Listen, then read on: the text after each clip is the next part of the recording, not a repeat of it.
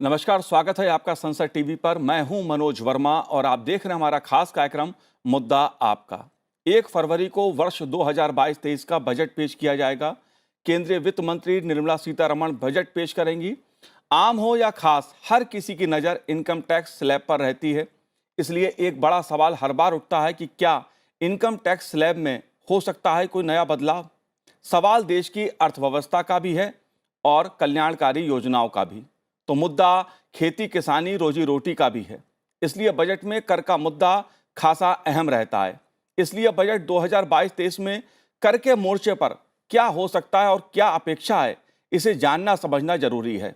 आगामी बजट और कर संबंधी विभिन्न पहलुओं पर अपने खास मेहमानों के साथ चर्चा करेंगे। मेरे साथ जुड़े हुए हैं विनीत अग्रवाल जी, जो पार्टनर हैं KPMG इंडिया के। विनीत जी, आपका स्वागत है। साथ ही हमारे साथ वेद जैन जी जुड़े हुए हैं। उनसे भी हम बात करेंगे, जो पूर्व अध्यक्ष हैं ICAI के। दिव्या बबेजा जी हैं, पार्टनर हैं डेलाइट से। और कुलदीप कुमार जी हैं, पार्टनर PwC के। कुलदीप जी, आपका भी स्वागत है संसद टीवी पर। शुरुआत हम विनीत जी से करेंगे। विनीत जी, जब भी बजट आता है तो इनकम टैक्स स्लैब की सबसे पहले बात होती है।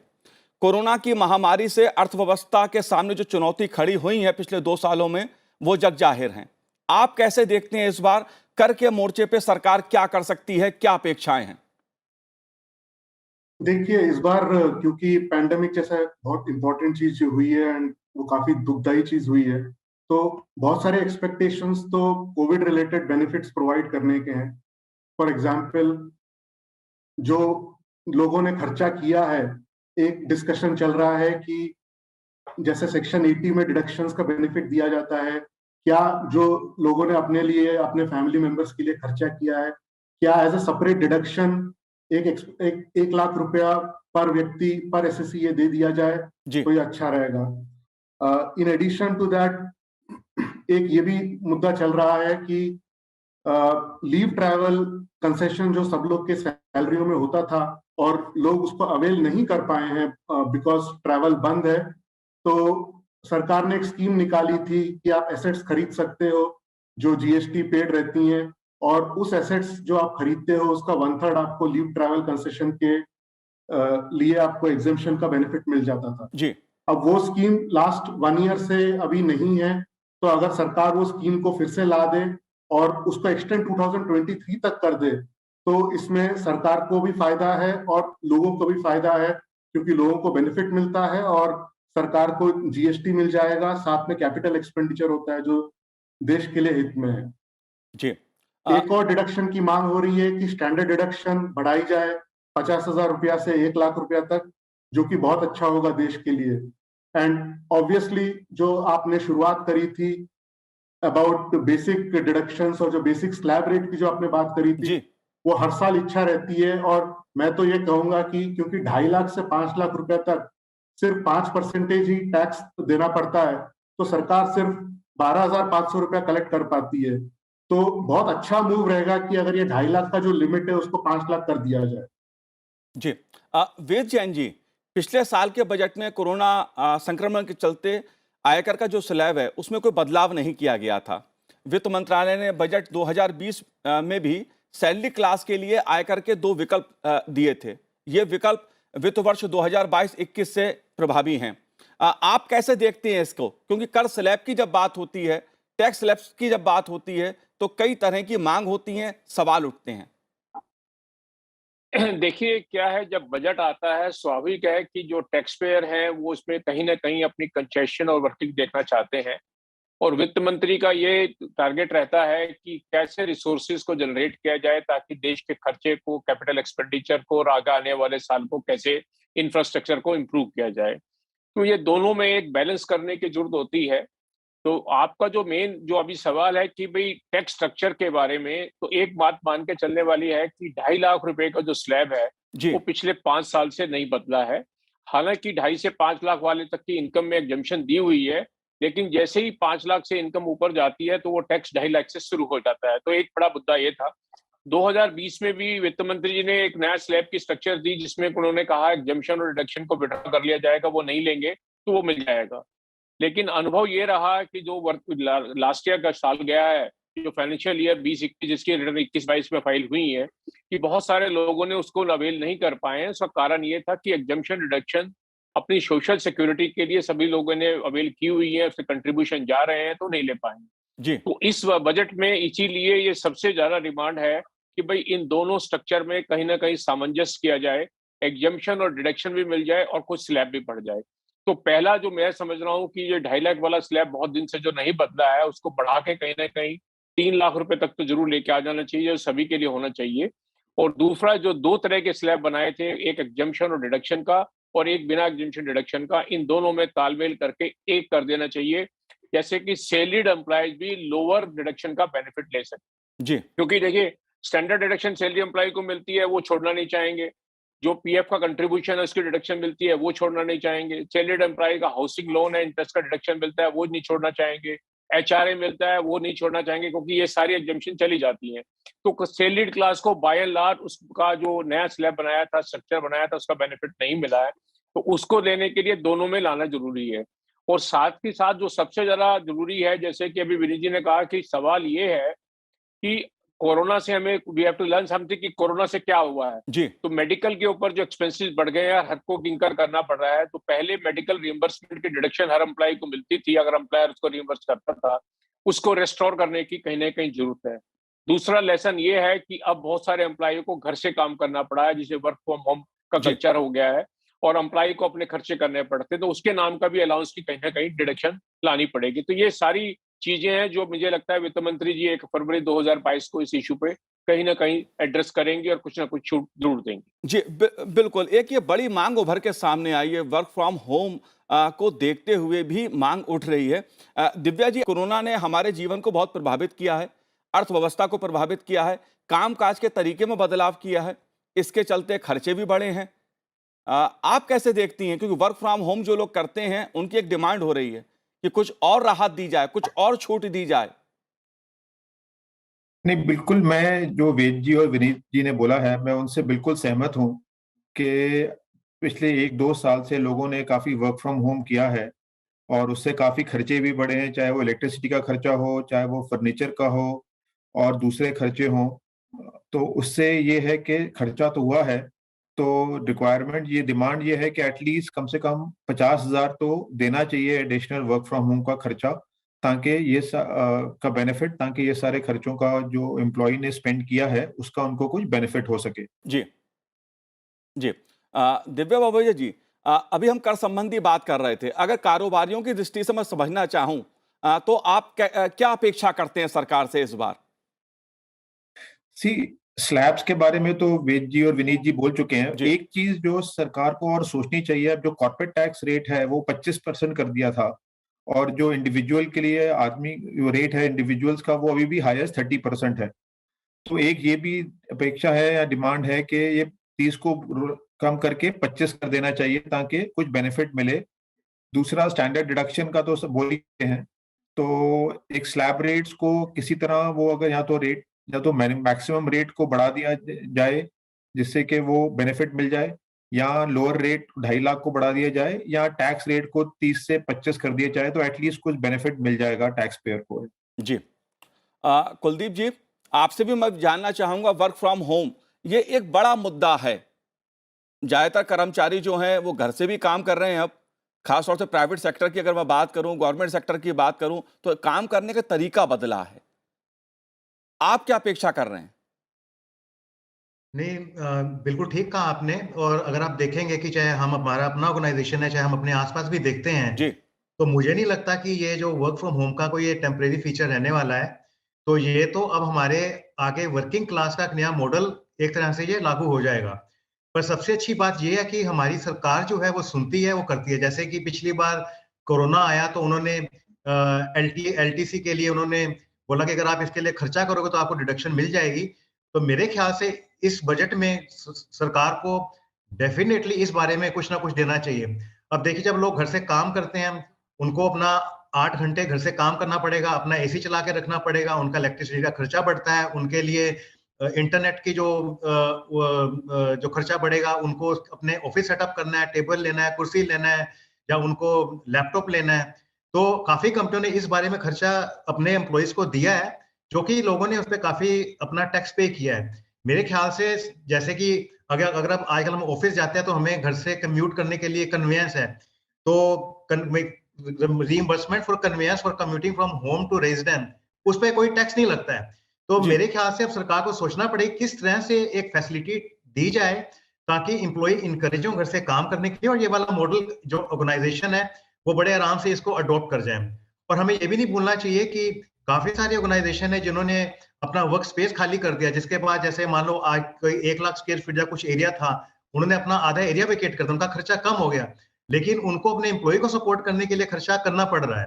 तो मेरे ख्याल से एम्प्लॉय के लिए भी, ऑर्गेनाइजेशन के लिए भी ये बहुत अच्छा होगा अगर सरकार इस तरफ कोई मूव लगाती है। जी विनीत जी, एक बड़ा मुद्दा है जो कर दाखिल देने वाले हैं, जो कर देने वाले लोग हैं, रिटर्न भरने वाले लोग हैं, इनकी संख्या बढ़ी तो है लेकिन अभी उतनी नहीं बढ़ी है जितनी अपेक्षा की जा रही थी। अगर मैं 2014 के आंकड़े की बात करूं तो उस समय दाखिल करने वालों की संख्या 3.31 करोड़ थी, जो 20 में बढ़कर लगभग 6.5 करोड़ के आसपास हो गई और संख्या बढ़ी है।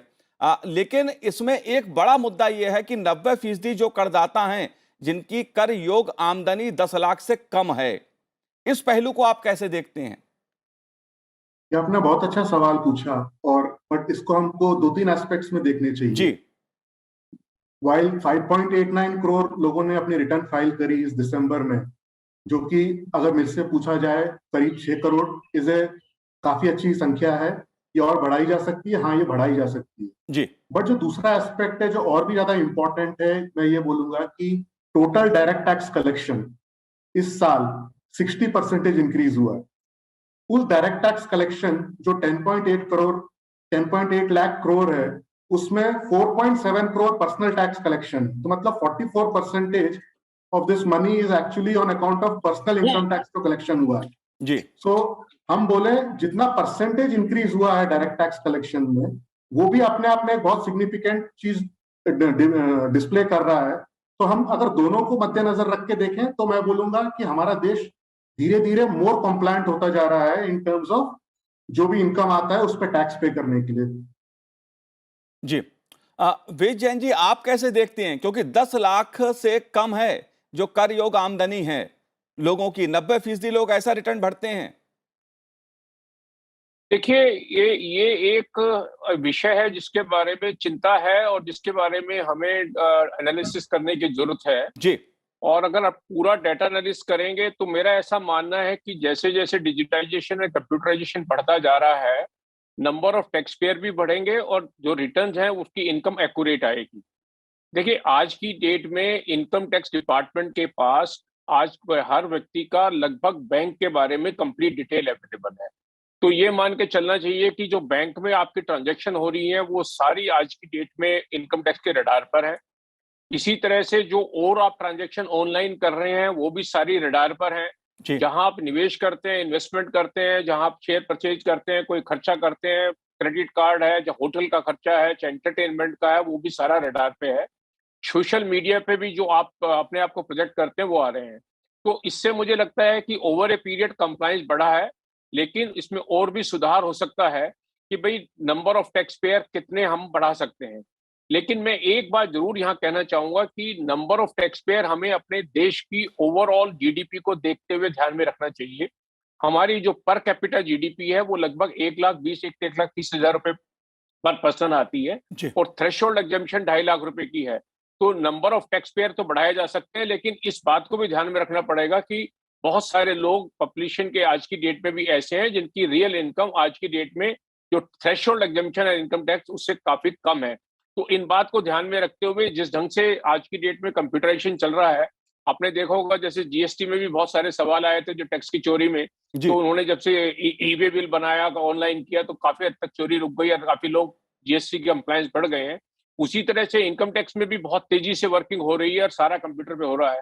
तो मुझे लगता है कि आने वाले 2 या 3 सालों में ये नामुमकिन हो जाएगा किसी भी देशवासी को कि वो अपनी रिटर्न के अंदर करेक्ट इनकम ना डिक्लेयर कर पाए।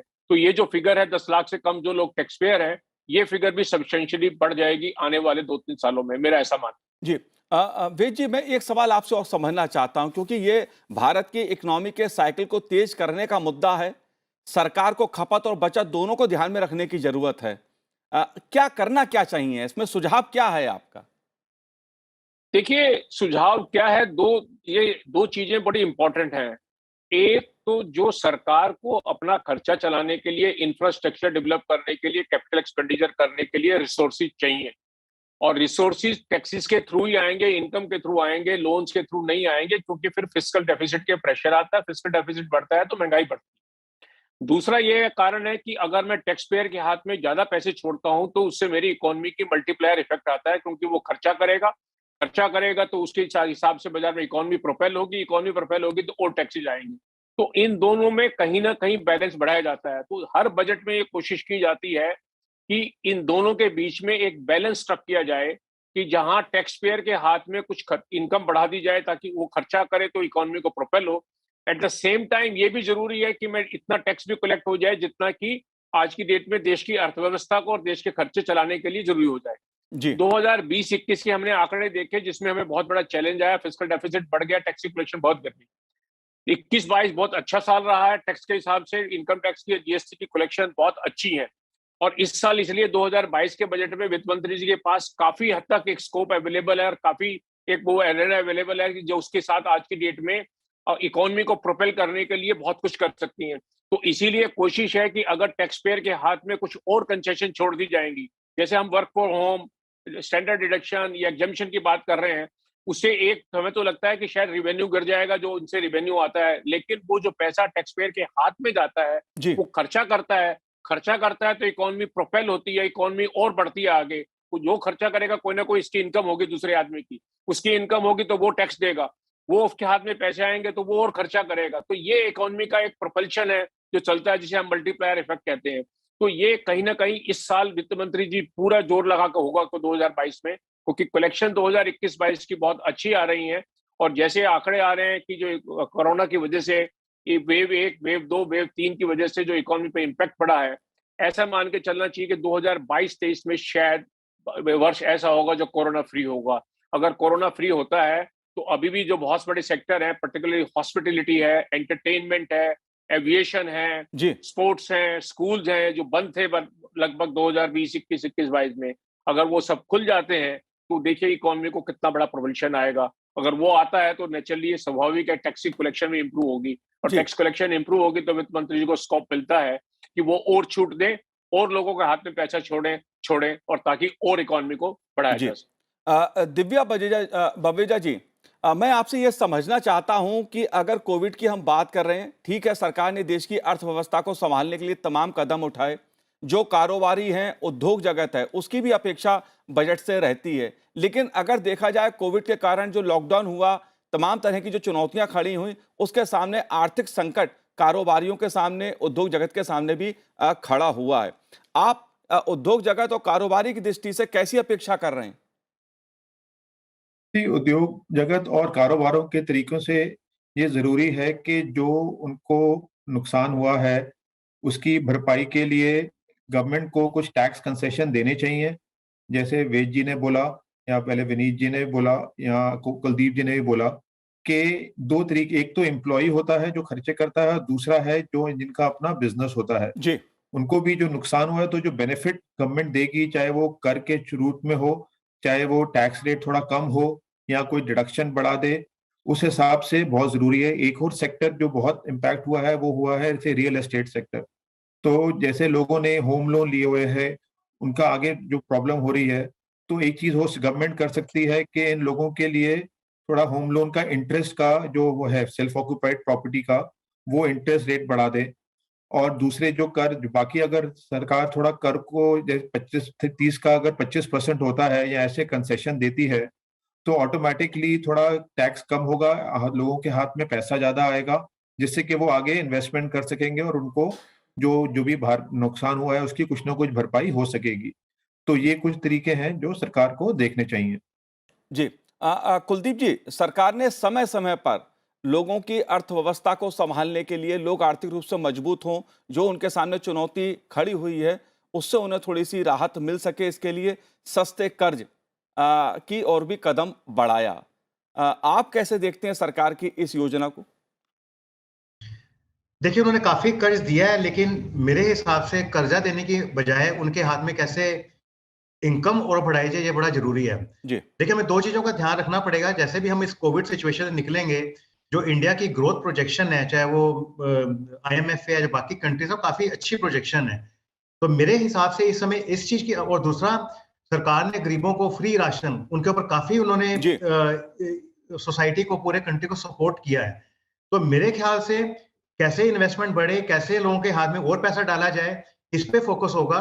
ऋणों के बारे में जो आपने बोला कि सस्ते लोन दिए जाएं, जी मुझे थोड़ा लगता है कि अब आपको पता ही है, जैसे कि इतनी ज्यादा मनी सप्लाई है, प्रोबेबली इंटरेस्ट रेट बढ़ना, अब जैसे यूएस वाले बढ़ा रहे हैं तो हमारी इकोनॉमी में भी बढ़ेगा, क्योंकि हमें नहीं भूलना चाहिए कि जो मुद्रास्फीति का हमारे ऊपर प्रेशर है, महंगाई का, उसको कंट्रोल करने के लिए सरकार मनी सप्लाई को कंट्रोल तो करेगी करेगी। जी तो अगर आप एक चीज और देखेंगे, इस 2 सालों में क्या हुआ है, अमीरों और गरीबों के बीच में गैप बढ़ गया है। उन्होंने पीएफ का इंटरेस्ट को टैक्स करना शुरू कर दिया अगर वो 2.5 लाख से ज्यादा जमा करते हैं, या एम्प्लॉयर जो पीएफ में 7.5 लाख से ज्यादा पीएफ एनपीएस में इन्वेस्ट है, उनके ऊपर टैक्स करना शुरू कर जी दिया। तो मुझे कहीं लगता है कि जो अमीर लोग हैं, उन पे किसी ना किसी तरह का और कुछ सरकार टैक्स कलेक्ट कर सकती है, ताकि वो लोअर इनकम ग्रुप और मिडिल इनकम ग्रुप को किसी तरीके की राहत दे सके। जी तो अब ये देखेंगे बजट में क्या होता है, क्या कोई इनहेरिटेंस टैक्स की बात होती है, या मेरे ख्याल से जो सरचार्ज है या मैक्सिमम मार्जिनल रेट है, वो ऑलरेडी बहुत ऊंचा है, जो कि काफी डेवलप कंट्री के बराबर हो गया, 42.74%।